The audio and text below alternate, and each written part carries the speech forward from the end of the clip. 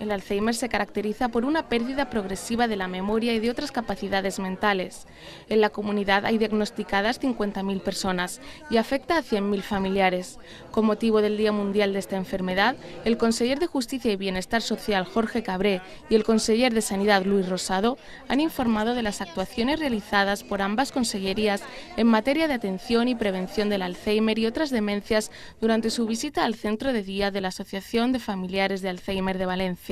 Estamos trabajando especialmente desde Sanidad y desde Bienestar Social y sobre todo, y por eso hemos querido venir juntos, no estamos trabajando cada uno por nuestro lado, estamos trabajando en común, con reuniones, nuestros equipos están efectivamente trabajando para que todo esto se trate desde una perspectiva integral, porque como decía, el Alzheimer es un importante problema médico y sanitario, pero también es un problema social. Durante esa visita, los consellers han informado de que la Generalitat destina en 2011 más de 70 millones de euros para ofrecer respuestas sociosanitarias que mejoren la calidad de vida de las personas afectadas por el Alzheimer y a sus familiares.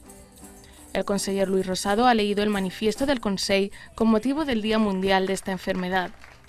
En él señala que el gobierno valenciano es consciente de que el Alzheimer es uno de los grandes males que amenazan a la sociedad del siglo XXI junto a otras enfermedades neurodegenerativas incurables como el Parkinson.